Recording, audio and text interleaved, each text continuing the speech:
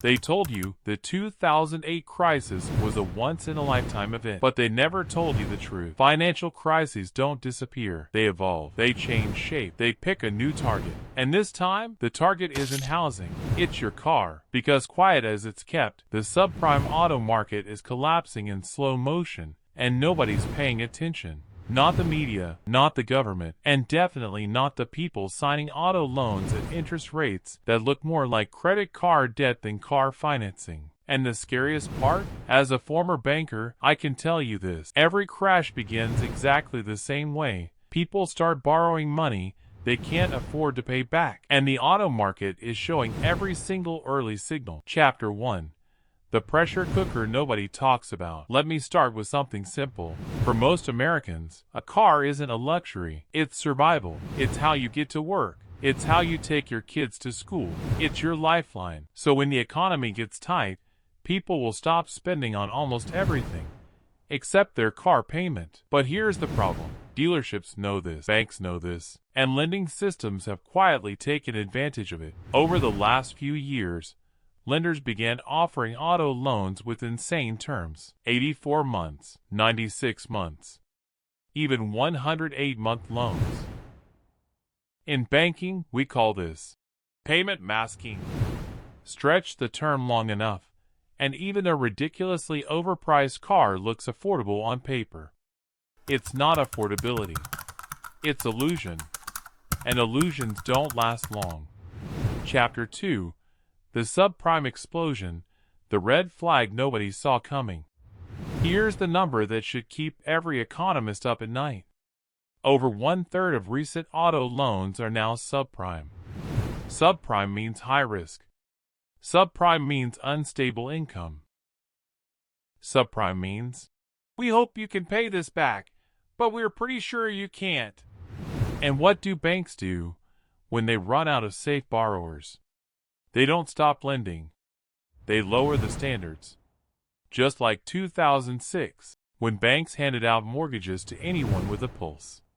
Today, they're handing out auto loans the same way. The same exact story, just a different asset. But this time, something even more dangerous happened. Dealers became lenders. Fintech startups became lenders. Hedge funds became lenders. People with no business evaluating credit risk were suddenly underwriting thousands of auto loans. And the result is exactly what you think it is. A market built on borrowers who were never supposed to qualify in the first place. Chapter 3. How the auto bubble actually formed. Most people think car prices exploded because of supply chain shortages. But from the inside, here's what really happened. Demand didn't surge because people loved cars. Demand surged because lenders made it almost impossible to not get approved. You walk into a dealership with bad credit? Approved. No credit? Approved. Only $1,000 down? Approved. And every time lenders made the rules easier, prices went up. Because when people can borrow more, sellers charge more. Basic economics disguised as inflation. Then comes the final ingredient of every financial bubble. Overconfidence. People believed used cars could only get more expensive. Dealers believed the market would never cool down. Lenders believed consumers would always pay. And that's when the bubble silently reached its peak. Chapter 4. The first cracks appearing. Here's something insiders track that the public almost never sees. Delinquency curves. A delinquency curve shows how fast borrowers fall behind on payments. And right now, the curve is breaking records.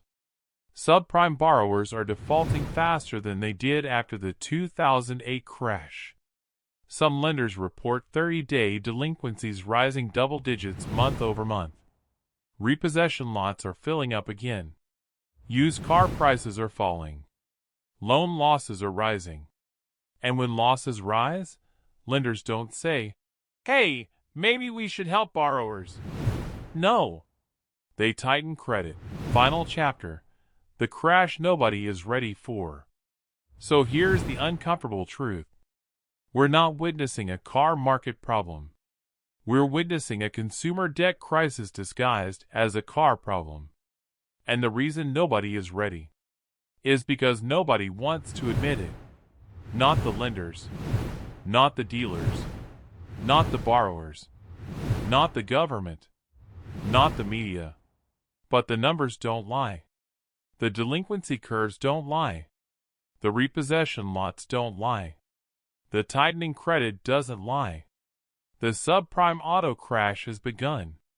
And the only question now is how big the shockwave will be. Because in finance, crashes don't start with headlines. They start quietly, in places nobody's watching, until suddenly everyone feels it.